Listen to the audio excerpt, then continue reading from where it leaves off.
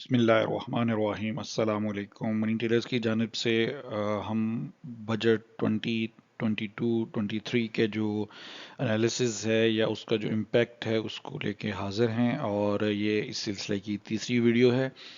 जैसा कि आप सामने एक चार्ट देख रहे हैं, ये बेसिकली एक जस्ट दिखाने के लिए, इट्स नॉट एक्चुअल रिप्रेजेंटेशन।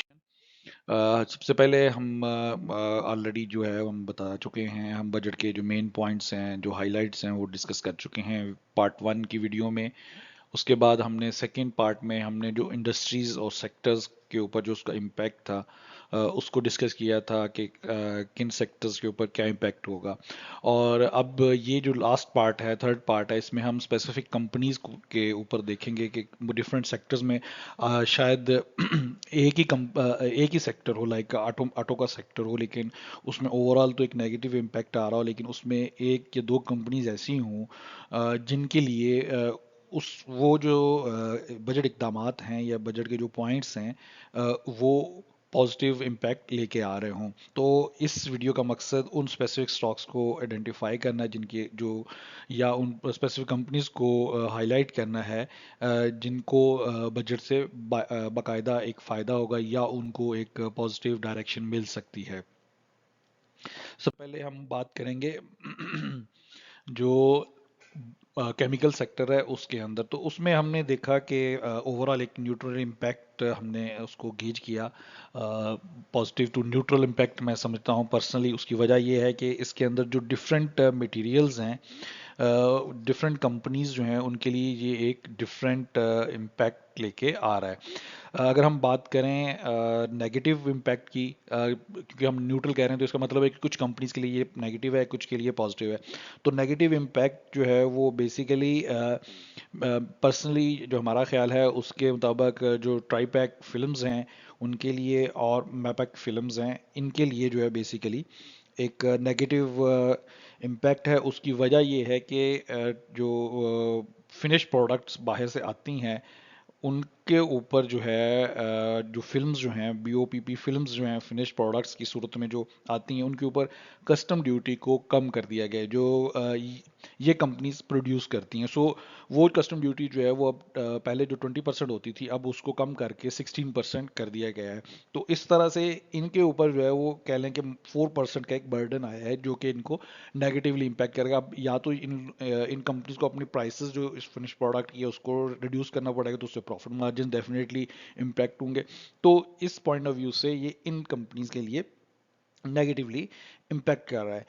दूसरी तरफ अगर हम देखें जो पॉजिटिव साइड पे, तो पॉजिटिव साइड पे हम अरकोमा को देख सकते हैं। इसके अलावा जो अरकोमा के अंदर जो अरकोमा है उसके लिए जो है वो पॉजिटिव है, क्योंकि उसके अंदर जो है वो कस्टम ड्यूटीज़ और बाकी जो एडवांस कस्टम ड्यूटीज़ वगैरह रॉ मटेरियल्स की थी, जिसमें एलुमिनियम का की पेस्ट और ग्लिसरॉल क्रूड और ग्लिसरॉल की जो है रॉ मटेरियल, उनको ये बेसिकली पेंट्स में भी यूज़ होता है और डिफरेंट प्रोडक्ट्स में यूज़ होता है। तो उनके ऊपर जो है वो बेसिकली उनको एग्जेम्पशन दे दी गई है कस्टम ड्यूटीज़ के से। तो डेफिनेटली उसका इम्पैक्ट जो है वो पॉजिटिव इन कंपनीज के ऊपर आना चाहिए। दूसरा जो है बर्जर जो है, अगर जो लोग जानते हैं या जिसको जो फॉलो करते हैं, बर्जर के लिए एक और पॉजिटिव चीज़ ये है कि बर्जर की एक सब्सिडरी है 3S फार्मा। सो आप जानते हैं कि फार्मा के ऊपर जो है वो बेसिकली उसको काफ़ी रिलीफ दिया गया है इन टर्म्स ऑफ, वो हम आगे फार्मा की जब कंपनीज को डिस्कस करेंगे तो उसमें डिटेल में जाएंगे। तो उसके जो रिलीफ है उसका भी इम्पैक्ट जो है, उसका भी जो बेनिफिट है वो बेसिकली बर्जर को मिलेगा। सो हम यहाँ पे ये दोनों कंपनीज को पॉजिटिव है, बर्जर के लिए ज़्यादा पॉजिटिव है इन टर्म्स, और टेट्रापैक सॉरी ट्राईपैक फिल्म्स और मैपैक के लिए नेगेटिव है। सो अल्टीमेटली ओवरऑल इस सेक्टर के लिए एक न्यूट्रल इम्पैक्ट इसलिए आप देख सकते हैं। नेक्स्ट जो है वो हम बात कर लेते हैं जनाब, ये केमिकल सेक्टर की बात हो गई, और कोमा के लिए ओवरऑल न्यूट्रल ही रहेगा क्योंकि उसमें कुछ ज़्यादा उनके लिए चेंजेस नहीं आई। नेक्स्ट हम बात कर लेते हैं जी फर्टिलाइजर सेक्टर की। तो ओवरऑल जो ख्याल ये किया जा रहा है, कुछ लोगों ने इसको न्यूट्रल रेट किया। अगेन उसके अंदर चूंकि वो डिफरेंट सेक्टर्स हैं और डिफरेंट चीज़ें हैं, उसके ऊपर जो है वो पॉजिटिव टू नेगेटिव इम्पैक्ट देखा जा सकता है। अगेन जो है वो चूंकि अगर आप इसके ऊपर देखें, हमने ये सारी कंपनीज के लोगो नहीं है डेफिनेटली पूरे सेक्टर को, हर कंपनी को, लेकिन हमने कुछ मेजर जो स्टेक होल्डर्स हैं, ये जो मेजर कंपनीज हैं, उनको हमने इस वीडियो में कवर करने की कोशिश करेंगे हर सेक्टर से। तो हम देखेंगे कि यहाँ पे जो है फर्टिलाइजर सेक्टर के ऊपर जो है सेल्स टैक्स जो है वो इंक्रीज कर दिया गया है।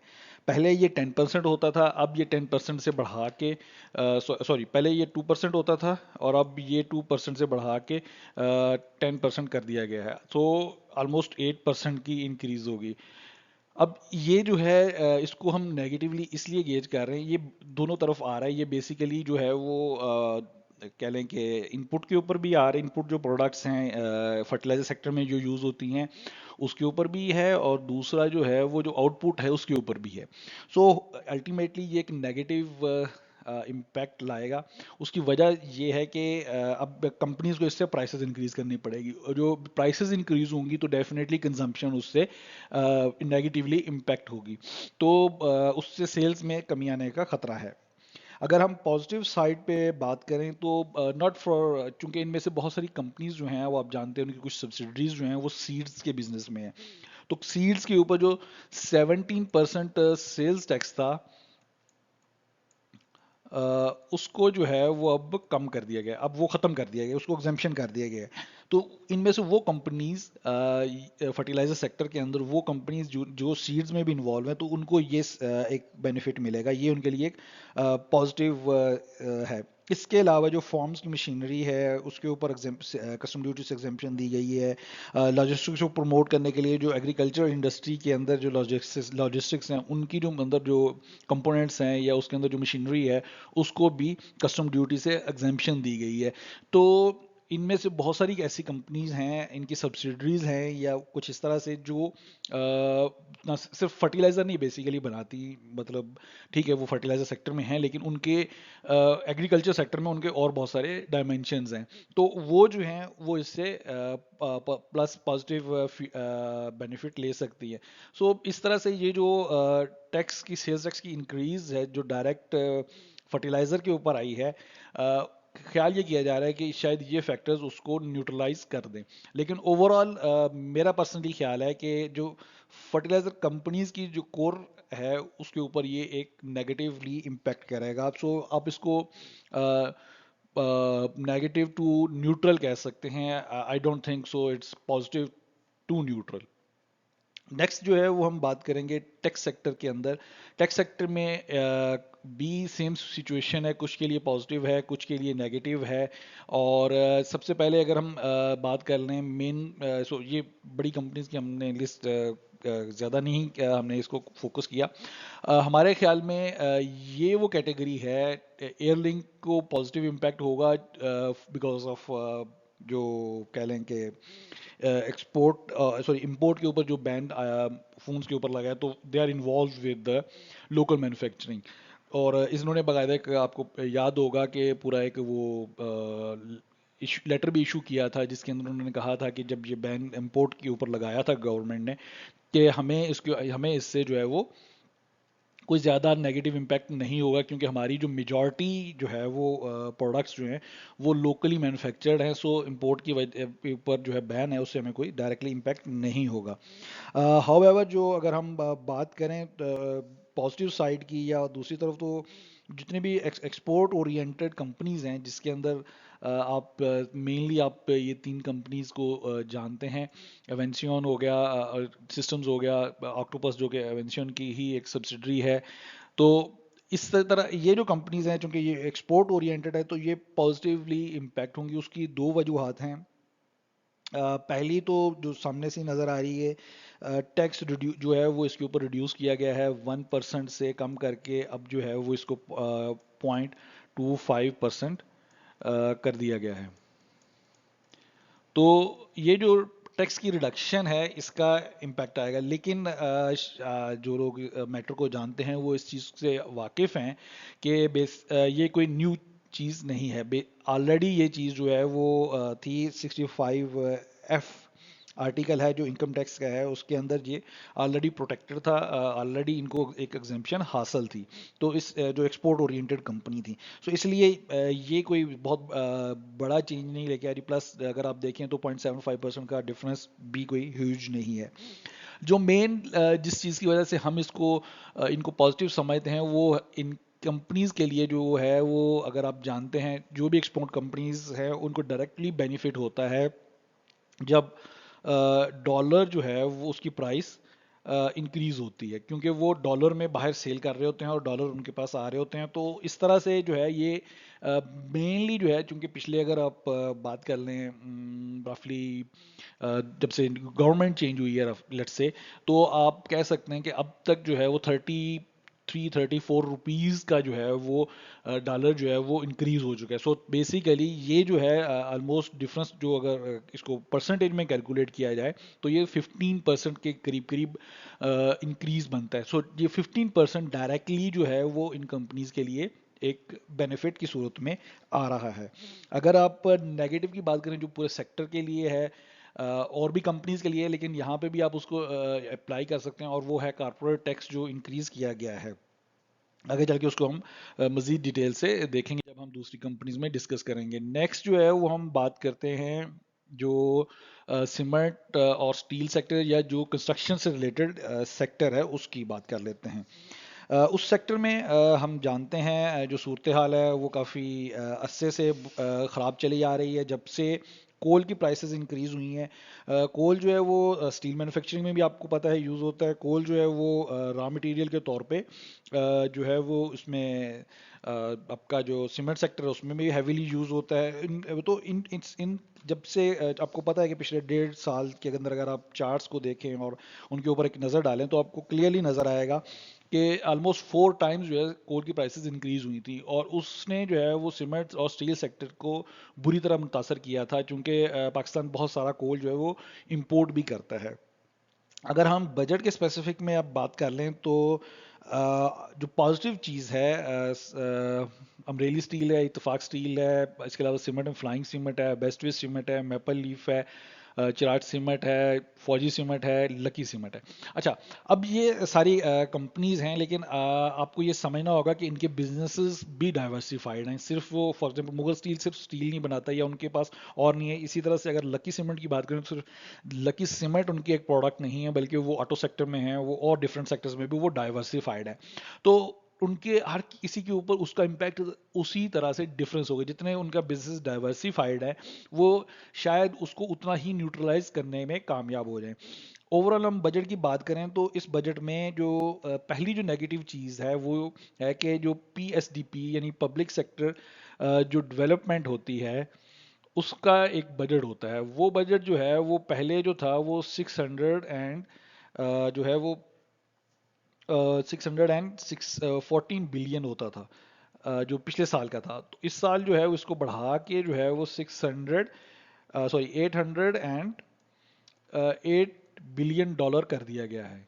तो इस तरह से ये जो है इसका मतलब ये है कि इनकी कंजप्शन बेसिकली, चूंकि पब्लिक सेक्टर में जब भी डेवलपमेंट होगी उसके अंदर कुछ प्रोजेक्ट्स लगेंगे, उसके अंदर एक्टिविटी होगी, तो उसका इम्पैक्ट जो है या उसका जो बेनिफिट है वो डायरेक्टली इन इंडस्ट्रीज के ऊपर या उनको होगा। तो ये कह सकते हैं आप पहली पॉजिटिव पॉइंट है। दूसरा, अब मसला ये है कि ये सिर्फ एक पॉजिटिव पॉइंट है, बाकी जो ओवरऑल अगर आप देखेंगे तो काफ़ी सारे नेगेटिव पॉइंट्स आपको नजर आएंगे। जो पहला नेगेटिव पॉइंट है उसके अंदर आप जो है वो टैक्स जो है, आपको पता है रियल स्टेट के ऊपर जो अनयूटिलाइज प्रॉपर्टी है उसके ऊपर जो पहले जो था अब उसके अंदर टैक्स लगा दिया गया है। पहले 25, अब जो है 25 मिलियन रुपीस से ऊपर यानी 2.5 करोड़ के ऊपर की जो प्रॉपर्टी होगी, चाहे वो फार्म हाउस हो या कुछ और हो, अदर देन जो उनके सेल्फ ऑक्युपाइड है या जो सेल्फ यूटिलाइजेशन में है, उसके अलावा उनके ऊपर जो है वो टैक्स जो है वो आयद कर दिया गया है। अब उसके बाद जो नेक्स्ट नेगेटिव पॉइंट अगर आप इसमें ऐड करेंगे, दूसरा नेगेटिव पॉइंट जो है वो सेल और परचेज जो प्रॉपर्टी है वो फाइलर्स के लिए जो है वो 1% से अब 2% कर दिया गया है। इसी तरह से जो दूसरे पर्सन हैं उनकी परचेज के ऊपर 100% से लेके 250% तक इंक्रीज कर दिया गया है। तो ये एक और नेगेटिव पॉइंट हो गया। इस तरह से अच्छा, ये जो है, ये अगर आप नोट करें तो लोग, मेजॉरिटी का ख्याल ये है कि ये सारे नेगेटिव इस सेक्टर के लिए नेगेटिव है, लेकिन मेरा पर्सनली ये ख्याल है, हमारा जो एनालिसिस है या हमारी जो अंडरस्टैंडिंग है, क्योंकि ये अनयूटिलाइज प्रॉपर्टीज़ के ऊपर है, प्लॉट्स के ऊपर है, तो अब जब वो उनको यूटिलाइज में आना शुरू होंगी बेसिकली, तो प्रॉबली या तो लोग उनको बेचेंगे, लेकिन वो बेचने के लिए तरफ शायद इसलिए ना जाएं कि उनके ऊपर टैक्सेस लग गए हैं, टैक्सेस ज़्यादा बढ़ गए हैं परचेज और सेल के ऊपर। तो अब वो कंस्ट्रक्शन में आना शुरू, कंस्ट्रक्शन एक्टिविटी शायद उससे बढ़ जाए। अगर कंस्ट्रक्शन एक्टिविटी बढ़ेगी तो डेफिनेटली ये जो सारी कंपनीज हैं यहाँ पे, जिस सेक्टर में हम इस वक्त बात कर रहे हैं, ये डायरेक्टली उससे पॉजिटिवली बेनिफिट उठाएंगी। जो नेगेटिव एक और पॉइंट है इसके अलावा जो समझा जा रहा है, वो ये है कि जो एक्सपोर्ट्स हैं वो ड्रेस्टिकली ड्रॉप हो रही हैं। जो पहले जो था वो 5% इस मंथ ऑन मंथ के ऊपर, और ऑलमोस्ट 10% जो ईयर ऑन ईयर के ऊपर ड्रॉप हुई हैं, जो कि एक अच्छी सिचुएशन नहीं है।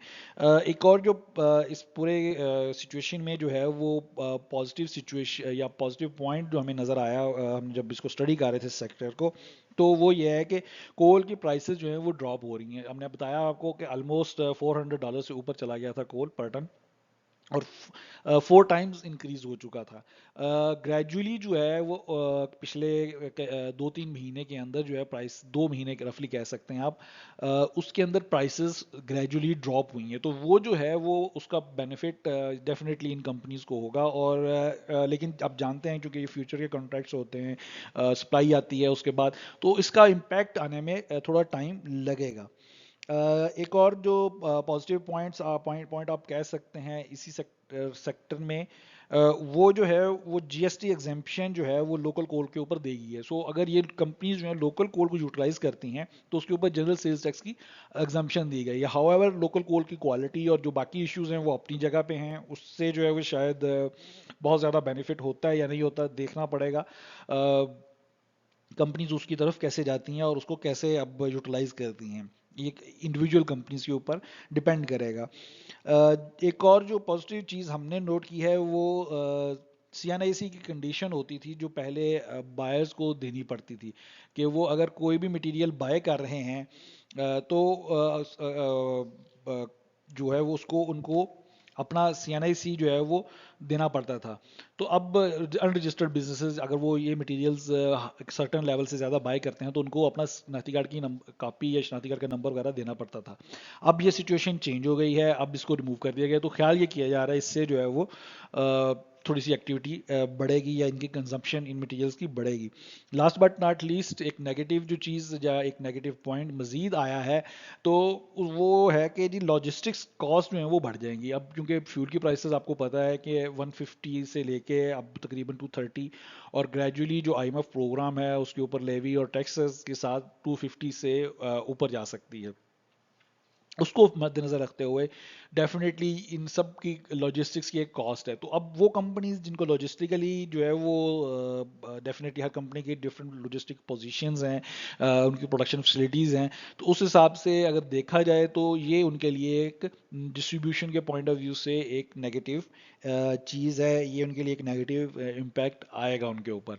तो डेफिनेटली प्राइसेस कुछ बढ़ेंगी, जो ऑलरेडी बढ़ रही हैं, काफ़ी बढ़ चुकी हैं, वो तो है ही है। उसके अलावा बाकी अगर आप ओवरऑल देखें तो सेक्टर के ऊपर आपको न्यूट्रल सा ही नज़र आता है, क्योंकि ऑलमोस्ट 5 जो हैं पॉजिटिव पॉइंट्स, 4 पॉजिटिव पॉइंट्स हैं, और ऑलमोस्ट 4 और 5 नेगेटिव पॉइंट्स हमने आपको बताए हैं इस सेक्टर के लिए। और अगर कंपनीज की इंडिविजुअल्स की बात की जाए तो मैपल लीफ ने आपको पता है कि रिसेंटली कुछ एक्टिविटीज़ की हैं, बायबैक किया, इसी तरह से चराग सीमेंट की तरफ से भी कुछ एक्टिविटीज़ है। डीजी खान सीमेंट का हमने यहाँ पे लोगो नहीं लगाया, उन्होंने कुछ जो एनर्जी के हवाले से जो है वो कुछ इकदाम करना शुरू किए हैं। लकी सीमेंट चूँकि डाइवर्सिफाइड है तो इनके ऊपर इम्पैक्ट अगेन डिफरेंट होगा। तो ये सीमेंट सेक्टर की या स्टील सेक्टर की ओवरऑल सिचुएशन है। हम चलते हैं ऑटो सेक्टर में। ऑटो सेक्टर में अगर हम बात करें तो अब ऑटो सेक्टर की सिचुएशन जो है वो काफ़ी इम्पॉर्टेंट है, काफ़ी मिक्स सिचुएशन, अगेन इसको न्यूट्रल रेट किया गया है। लेकिन अगर हम देखें तो इसके अंदर कुछ कंपनीज हैं जो डायरेक्टली पॉजिटिवली इम्पैक्ट होंगी। इसमें ट्रैक्टर्स मैन्युफैक्चरर्स जो हैं वो डायरेक्टली पॉजिटिवली इम्पैक्ट हो रहे हैं। उसकी वजह यह है कि इनके ऊपर जो 5% का जो जीएसटी था, 5% का जीएसटी उसको ख़त्म कर दिया गया है।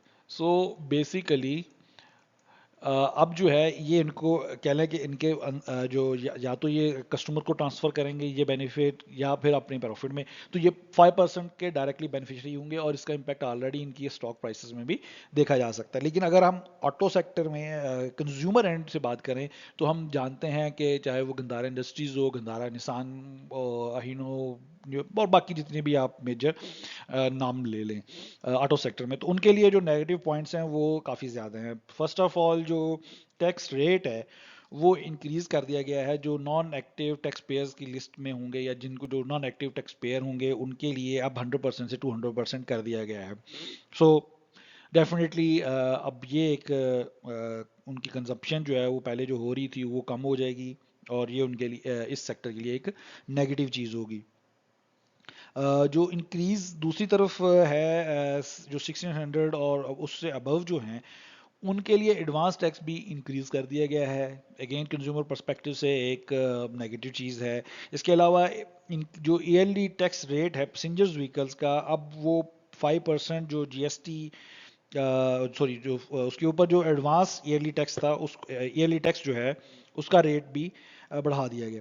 तो ये जो सारी तीन चीज़ें हैं ये कंज्यूमर पॉइंट ऑफ व्यू से जो एंड यूजर्स के लिए है वो एक नेगेटिव चीज़ लेके आ रही हैं, और डेफिनेटली इससे मार्केट स्लो डाउन भी होगी और इसके ऊपर ऑटो सेक्टर के ऊपर ओवरऑल नेगेटिव इम्पैक्ट आएगा। लेकिन जैसा कि हमने पहले कहा कि हर सेक्टर के अंदर कुछ कंपनीज को पॉजिटिव बेनिफिट होगा, कुछ को नेगेटिव होगा। तो इसके अंदर भी अगर हम ऑटो सेक्टर की बात करें, चूंकि ट्रैक्टर्स जो हैं वो ऑटो सेक्टर के अंदर आते हैं, तो इसके ऊपर ट्रैक्टर सेक्टर्स पॉजिटिवली रहेंगे, पॉजिटिव इम्पैक्ट लेंगे, और जो मिलर ट्रैक्टर है या अलगाज ट्रैक्टर्स हैं। लेकिन बाकी जो हैं जो कार मैन्युफैक्चरर्स हैं या ऑटो मैन्युफैक्चरर्स दूसरे हैं वो नेगेटिवली इम्पैक्ट होंगे। बैंकिंग सेक्टर की बात करें तो बैंक्स के लिए कुछ भी ओवरऑल अच्छा नहीं है अनफॉर्चुनेटली। हमारे पास कोई, हम उसको काफ़ी देखने की कोशिश की कि हम उसमें से कुछ निकालें जो कि कुछ पॉजिटिव चीज़ें हों, लेकिन अनफॉर्चुनेटली इसलिए हमने सारे लोग उसके इकट्ठे लगा दिए जो हमारे पास अवेलेबल थे, कि कोई पॉजिटिव उनके लिए चीज़ नहीं देखी गई एक्सेप्ट जो इंटरेस्ट रेट से वो ले रहे हैं। इसके अंदर जो है वो सबसे जो पहली चीज़ जो है वो टैक्स रेट जो है वो बैंक्स के ऊपर बढ़ा दिया गया। टैक्स रेट जो है वो अब 39% से बढ़ा के जो है वो 45% कर दिया गया है। सो ये जो है वो बेसिकली उनके लिए नेगेटिव है। सो रफली 6% जो है वो डायरेक्टली टैक्स, एडिशनल टैक्स इनको पे करना होगा। उसके अलावा आप जानते हैं कि कंपनीज जो हैं वो जितनी भी कंपनीज हैं, नॉट स्पेसिफिकली बैंक्स, हमने पहले आपको बताया कि कॉर्पोरेट सेक्टर में जो टैक्स इंक्रीज हुआ है 2% एडिशनल टैक्स जो है वो अब उनको पे करना होगा अगर उनका प्रॉफिट जो अर्निंग पे है वो 300 मिलियन से ज़्यादा होगा। तो एक और टैक्स ऐड हो जाता है तो डेफिनेटली इंक्रीज होगा, जो है वो नेगेटिव इम्पैक्ट आएगा। एक और जो टैक्स रेट जो है बैंकिंग कंपनीज के ऊपर जो है वो टैक्स रेट बढ़ा दिया गया है। मज़ीद अगर हम देखें तो जो टैक्स जो था गवर्नमेंट सिक्योरिटीज़ के ऊपर जो होता था पहले, जो अगर वो ये बैंक्स जो हैं वो गवर्नमेंट सिक्योरिटीज़ में इन्वेस्ट करती थी तो उनके जो टैक्स जो होता है वो कम होता था। उस टैक्स को अब मज़ीद बढ़ा दिया गया है। एक और नेगेटिव चीज़ है, जो टैक्स क्रेडिट होता था म्यूचुअल फंड्स के विड्रॉन के ऊपर, वो म्यूचुअल फंड्स के ऊपर जो होता था एक डिस्काउंट होता था, अब वो ख़त्म कर दिया गया है। अब वो उसके ऊपर टैक्स जो है क्रेडिट वो फैसिलिटी ख़त्म हो गई है। अगेन म्यूचुअल फंड्स और banking sector directly negatively impact होंगे। ओवरऑल इसमें कोई अच्छी चीज़ हमें अनफॉर्चुनेटली नज़र नहीं आ रही in the short term. Next हम बात करेंगे जनाब फार्मास्यूटिकल सेक्टर के ऊपर। फार्मास्यूटिकल सेक्टर के अंदर जो है वो ओवरऑल पॉजिटिविटी है। हमने आपको शायद मेंशन किया था जब हम पहले सेक्टर की बात कर रहे थे, पहले सेक्टर की कंपनीज की बात कर रहे थे। इसके अंदर डिफरेंट कंपनीज हैं और डेफिनेटली हर कंपनी के लिए जो है वो एक डिफरेंट इम्पैक्ट आएगा। अगर हम ओवरऑल बात करें तो अब आपको देखेंगे कुछ कंपनीज इनमें से ज़्यादा पॉजिटिव जो है वो बेनिफिट लेंगी, कुछ ज़्यादा बेनिफिट लेंगी, कुछ कम बेनिफिट लेंगी। अगर हम की पॉइंट की बात करें तो जो कस्टम ड्यूटीज़ है उनके ऊपर कमी की गई है, नंबर एक। दूसरा जो है वो जो 3 डिफरेंट रॉ मटेरियल्स जो हैं वो जो यूज़ होते थे फर्स्ट एड बैजेस में जो इंपोर्ट होते थे, उनके ऊपर कस्टम ड्यूटीज़ ख़त्म कर दी गई हैं। तो अब वो कंपनीज जो बैंडेजेस और ये वो मैन्युफैक्चरिंग इस तरह की प्रोडक्ट्स मैन्युफैक्चरिंग करती है, स्पेसिफिकली बैंडेजेस लेट्स से, तो फर्स्ट एड बैंडेजेस, तो उनको वो डायरेक्टली बेनिफिट होगा। आप जानते हैं सिटी फार्मा के पास ये कैपेसिटी है, इसके अलावा फिरोज के पास भी है इस तरह की फैसिलिटीज़, तो ये इससे ज़्यादा बेनिफिट डेफिनेटली लेंगी। इसके अलावा 26 एपीआईज जो हैं वो एक्टिव प्रोडक्ट इंग्रेडिएंट्स जो होते हैं जो कि बाहर से आते थे, ऑलमोस्ट ये अगर आप बात करें तो अगर 100 रुपीज़ एक फार्मास्यूटिकल कंपनी खर्च करती है तो उसमें से 97 रुपीज़ जो हैं वो इन प्रोडक्ट्स से रिलेटेड होते थे और ये बाहर से इंपोर्ट होते थे, तो इनके ऊपर जो है कस्टम ड्यूटी का की एग्जेम्पशन दे दी गई है। तो इसका बहुत ज़्यादा बेनिफिट होगा डेफिनेटली, ये फार्मास्यूटिकल ओवरऑल इंडस्ट्री को बहुत फ़ायदा होगा। सारी कंपनीज चूंकि एक्टिव इंग्रेडिएंट्स डेफिनेटली यूज़ करती हैं तो सबको इसका बेनिफिट होगा। जो डेफिनेटली ज़्यादा यूज़ करते थे होंगे उनको ज़्यादा बेनिफिट होगा, उनके लिए ये ज़्यादा पॉजिटिव रहेगा। ये सारी जो हमारा एनालिसिस है इसको आप ओवरऑल मार्केट कंडीशन से और पाकिस्तान की इकोनॉमी से ज़रूर लिंक कीजिएगा। ये आइसोलेशन में कुछ भी नहीं होगा पॉजिटिव या नेगेटिव, ये जहन में रखिएगा, बार बार हम कह रहे हैं। अगर हम ऑयल मार्केटिंग कंपनीज की या इसके अंदर बात करें तो इसके अंदर कुछ बहुत ज़्यादा पॉजिटिव भी नहीं है और नेगेटिव भी चीज़ें नहीं है, एक मिक्स सिचुएशन है अगेन। उसकी वजह यह है कि जो कुछ सब्सिडीज़ हैं जो ख़त्म की गई हैं और इसके अलावा चूंकि वो जो कस्टम ड्यूटीज थी उनको टैक्स से और इस तरह से वो रिप्लेस हुए हैं, बट ओवरऑल स्ट्रक्चर जो है वो कुछ चेंज नहीं हुआ। एच टी एल को कुछ बेनिफिट हो सकता है कुछ चीज़ों की जो रॉ मटेरियल्स की जो इनपुट है और उससे, और इसको जो है वो हमें देख, तो जो ओ एम सीज़ हैं उनके ऊपर ओवरऑल एक न्यूट्रल इम्पैक्ट है। जो पॉजिटिविटी इनके लिए हो सकती है वो ये है कि गवर्नमेंट इनको फंड्स रिलीज़ कर दे, जो पेमेंट्स हैं ऑयल प्राइसेस ग्लोबली जो प्रॉब्लम्स हैं वो आपके सामने हैं। इम्पॉर्टेंट चीज़ें जो हैं वो इस सेक्टर में हो रही हैं। अगेन कोई बड़ा इम्पैक्ट नहीं देखा जा सकता और फ्रॉम इन्वेस्टमेंट पर्सपेक्टिव। लास्ट पे हम टेक्सटाइल सेक्टर के ऊपर एक नज़र डालेंगे विदाउट एनी डिले, और या जो कुछ स्पेशल कंपनीज हैं टेक्सटाइल सेक्टर में। अगर हम बात करें हमने 4 कंपनीज को यहाँ पे आइडेंटिफाई किया है टेक्सटाइल सेक्टर के ऊपर। कुछ चीज़ों का पॉजिटिव होगा और कुछ चीज़ों का नेगेटिव इम्पैक्ट रहेगा। नेगेटिव जो है वो आपको पता है कि सबसे ज़्यादा एनर्जी का इशू है जो वो है इन कंपनीज़ के लिए, लेकिन ये सारी कंपनीज़ जो हैं वो आपको पता है इनमें से मोस्टली कंपनीज़ जो हैं वो अब अपनी एनर्जी सेक्टर के ऊपर शिफ्ट हो चुकी हैं या अपनी अल्टरनेटिव एनर्जी क्रिएट जो है जनरेट कर रही हैं। इसके अंदर जो है वो डेफिनेटली वो कंपनीज़ को ज़्यादा बेनिफिट होगा। अगर हम पॉजिटिव की बात करें तो जो टैरिफ स्ट्रक्चर था इंपोर्ट के ऊपर, जो इंपोर्ट होता था सिंथेटिक फिलामेंट यान, मोनोफिलामेंट, स्टेपल फाइबर्स, पॉलीप्रोपिलीन वगैरह, उसको जो है वो उस टैक्स स्ट्रक्चर को अब रैशनलाइज कर दिया गया है। यानी अब वो जो है पहले फॉर एग्जांपल अगर सर्टेन लिमिट या सर्टेन लेवल तक जो है वो फॉर एग्जांपल एक ही स्ट्रक्चर चलता था, 15% का स्ट्रेट कह लें ब्रैकेट होती थी, तो अब उसको डिफरेंट ब्रैकेट्स में डिवाइड कर दिया गया कि इतने से इतने तक 2%, 3%, 4% वगैरह वगैरह वगैरह। लेकिन अब वो सूरत हाल नहीं है।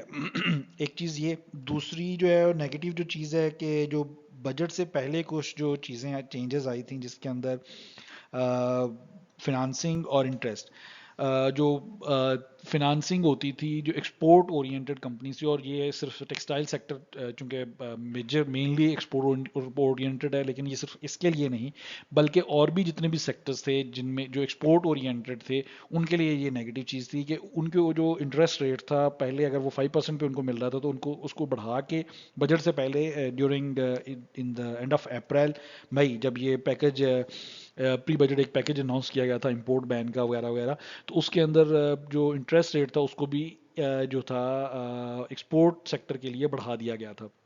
5% बढ़ा के 7% कर दिया गया था। तो वो जो है वो काफ़ी नेगेटिव इम्पैक्ट लेके आया है, और उसका जो है वो बहुत ज़्यादा नेगेटिव इम्पैक्ट आ रहा है सेक्टर के ऊपर, जिसके अंदर आप देखेंगे कि जो ऑर्डर्स फुलफिलमेंट है उसके लिए इश्यूज आ रहे हैं, क्योंकि एनर्जी का बहुत ज़्यादा पावर शटडाउन चल रही है, और ये सारी चीज़ें हैं। अगर हम इन सब कंपनीज के अलावा अगर बात करें कुछ स्पेसिफिक कंपनीज की, तो पाकिस्तान टोबैको, और ये कुछ नया नहीं है, आप जानते हैं हर बजट के अंदर जो है वो उनके ऊपर न्यू टैक्स, एडिशनल टैक्स लगा देते हैं। तो इस दफ़ा भी कुछ ऐसा ही हुआ है, टैक्स जो है वो बढ़ा दिया गया है मज़ीद जो है। अब मज़ीद टैक्स बढ़ा के इसके ऊपर टैक्स इंक्रीज़ कर दिया गया है, नेगेटिवली इम्पैक्ट होगा, और वो आप स्टॉक मार्केट में उसको देख भी सकते हैं। जो पाकिस्तान केबल्स है उसके लिए कुछ अच्छी चीज़ हुई है, वो जो है वो कुछ रिडक्शन और कुछ एग्जेम्पशन हुई है कस्टम ड्यूटीज़ में, और बाकी जो हैं उस जिसके अंदर जो स्टैंपिंग फॉइल्स और जो ऑप्टिकल फाइबर केबल के अंदर यूज़ होती है उसके ऊपर जो है इंपोर्ट कस्टम ड्यूटीज़ के अंदर उसको डिस्काउंट किया गया है, उसको एग्जेम्पशन की गई है। उसके अलावा एक और चीज़ जो की गई है वो इंपोर्ट जो होती थी ऑप्टिकल फाइबर्स की, उसके ऊपर जो कस्टम ड्यूटीज़ जो हैं, या जो बाकी जो टैक्सेशन है उसको इंक्रीज कर दिया गया है। तो पहले वो 10% होती थी, अब वो जो है वो 20% कर दी गई है। तो उससे भी जो पाकिस्तान केबल्स, क्योंकि वो लोकल मैन्युफैक्चरर है, तो उसको उसका बेनिफिट हो, क्योंकि उनका रॉ मटेरियल एक तो सस्ता हो गया, उसके ऊपर जो है उनको एग्जेम्पशन मिल गई कस्टम ड्यूटीज की। दूसरा जो फिनिश प्रोडक्ट्स बाहर से सस्ती आ रही थी उसके ऊपर कस्टम ड्यूटी ऑलमोस्ट डबल हो गई, या उसके ऊपर ड्यूटीज और टैक्सेस डबल हो गए, तो उसका भी बेनिफिट उनको होगा। तो पाकिस्तान केबल्स के लिए ये एक अच्छी चीज़ है। अगर हम मज़ीद पैकेजेस लिमिटेड की बात कर लें, तो उनके लिए भी एक पॉजिटिव चीज़ ये आई है कि जो उनके लिए जो इंपोर्ट जो है वो पेपर की जो क्योंकि ये पेपर प्रोड्यूस करते हैं, इसके अलावा जो और प्रोडक्ट्स हैं इनकी, जिसमें कार्डबोर्ड है, बोर्ड्स हैं, और बाकी जितनी भी पेपर प्रोडक्ट्स को आप ले लें, तो वो जो हैं उनकी जो प्रोडक्ट्स बाहर से आ रही थी, जो उनके इम्पोर्टर्स कंपेटिटर लेके आ रहे थे एज अगेंस्ट लोकल मैन्युफैक्चरर, उनके ऊपर जो है वो इंक्रीज कर 10% की जो है वो अब ये भी लगा दी गई है। तो अब इससे जो है वो डेफिनेटली इनका इसको पैकेजेस को, सीपीपीएल को, सीईबीपी वगैरह को पॉजिटिवली उनको एक बेनिफिट होगा। लोकली मैन्युफैक्चर सिगरेट के ऊपर जो पैकेजेस जो हमने पाकिस्तान टोबैको की पहले बात कर दी कि उसके ऊपर जो फेडरल एक्साइज ड्यूटी है उसको बढ़ा दिया गया है। उसके अलावा बाकी जो चीज़ें हैं वो आप जानते हैं कि जो टेलीकॉम सेक्टर के लिए जो एक नेगेटिव चीज़ें आई हैं, जिसके अंदर जो है वो जो फेडरल एक्साइज ड्यूटी है उसको 16% से बढ़ा के अब 19.5% कर दिया गया है। तो वो उनके लिए एक नेगेटिव चीज़ है। इन जनरल अगर हम बात कर लें इन लास्ट के अंदर ओवरऑल स्टॉक मार्केट की, तो स्टॉक मार्केट के लिए एक दो अच्छी चीज़ें हुई हैं, जिसके अंदर रियल स्टेट पे टैक्स आने से ख्याल के ये किया जा रहा है कि वो पैसा उसका फॉर एग्जांपल अगर वो 100 बिलियन भी है, तो वहाँ से अगर कुछ भी 10 बिलियन भी जो है स्टॉक मार्केट में मूव होता है, तो स्टॉक मार्केट के लिए ये एक अच्छी चीज़ है। तो पॉजिटिव चीज़ उस ओवरऑल स्टॉक मार्केट के लिए हमने पहली वीडियो में भी बताया था कि वो एक अच्छी चीज़ हुई है। ले दूसरी जो अच्छी चीज़ है वो कैपिटल गेन टैक्स जो पहले होता था वो प्ले प्लेन चलता था, वो आफ्टर सर्टन ईयर्स जो है वो कम होता था। अब ऐसा नहीं है, अब स्ट्रक्चर उसको कर दिया गया। अब फर्स्ट ईयर के अंदर अगर आप बेचेंगे तो आप आपके ऊपर 15%, ये अगेन अगर आप फाइलर हैं तो उसके हिसाब से हम आपको बता रहे हैं। फर्स्ट ईयर के अंदर आपके ऊपर 15% टैक्स लगेगा। अगर सेकंड ईयर 2 ईयर्स के बाद बेचते हैं तो 12.5%, थर्ड ईयर में जाते हैं तो 10%, फोर्थ ईयर में 7.5%, और इस तरह से ये कम होता जाएगा। एवरी ईयर 2.5% का आपको डिस्काउंट कैपिटल गेन टैक्स के ऊपर मिलेगा। जो ओवरऑल एक नेगेटिव चीज़ है वो वही है, जो टैक्स का एडिशनल टैक्स लगा दिया गया है 2% का सब कंपनीज के ऊपर जो सर्टन प्रॉफिट लेवल से ऊपर हैं।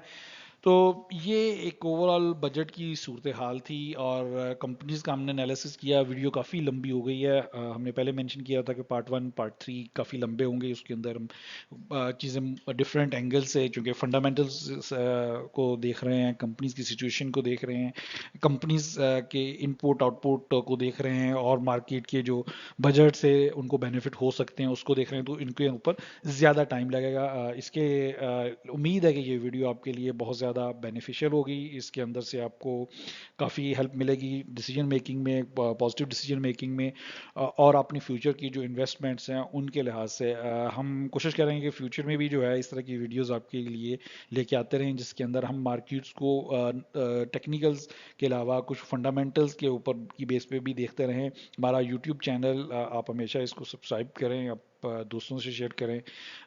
इससे जो है वो हमें हेल्प मिलती है आउटरीच में, और हमें फीडबैक आपकी बहुत ज़्यादा ज़रूरत है। वो आप फीडबैक हमारे मनी टेलर्स का जो टेलीग्राम चैनल है, ट्विटर है, उसके ऊपर भी दे सकते हैं, फेसबुक के पेज के ऊपर भी दे सकते हैं, ऑफ कोर्स यूट्यूब के ऊपर आप कमेंट भी कर सकते हैं और हमारे साथ इंटरेक्ट कर सकते हैं। आपकी जो फीडबैक होगी, जो कमेंट्स होंगे या जो आप जानना चाहते हैं, उससे जो है वो हमें मज़ीद वीडियोस और अच्छी कंटेंट जो है वो क्रिएट करने में मदद मिलेगी।